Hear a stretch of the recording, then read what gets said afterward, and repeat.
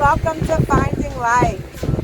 This morning on my walk, I was listening to the song Oceans, and some of the lyrics are, my feet may fail when fear surrounds me.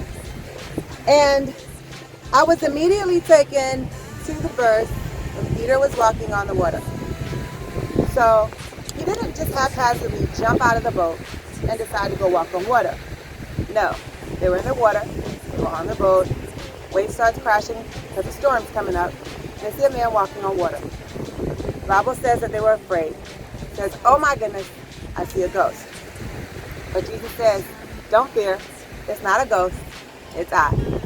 So Peter then says, Lord, if it's you, then tell me to come. This is step number 1 for all of us. We should not just jump head first into our dreams, our hopes, or anything.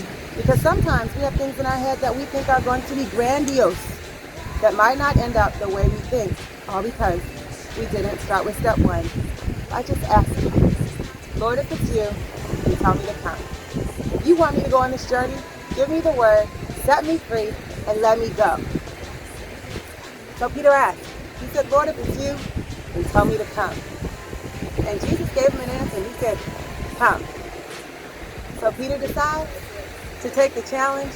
He puts 1 foot out, he puts 2 feet out, and he starts to walk on the water.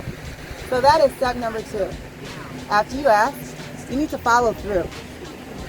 So when you follow through with this, it's not time to look around and say, oh my gosh, this task is a lot bigger than I thought it was. Never mind, and start to shrink back. You asked a question, you got an answer. Now it's time to be bold enough to follow through. And that's what he did. And he did well. He walked on the water as long as he kept his eyes focused on the one that called him. But as soon as he started to pay attention to the waves around him, oh my goodness, the unknown. I'm afraid. What if the waves take me under? But would God really call us out into something and not have our back? Would he really call us out into harm's way? Would he take us somewhere that he couldn't bring us out of or carry us all the way through? No. Peter started looking at the waves around him and became fearful. But guess what? Jesus was right there to hold out his hand and bring him back to reality. So, number 3, stay focused on the one who called you out. Because you know what? We don't know what we don't know. But what we do know is he'll never leave us. He'll never forsake us. We'll never be alone. So 1, ask.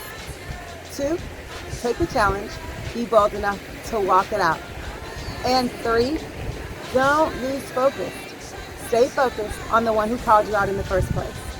Go for it. Have a wonderful day. And don't forget to let your light shine.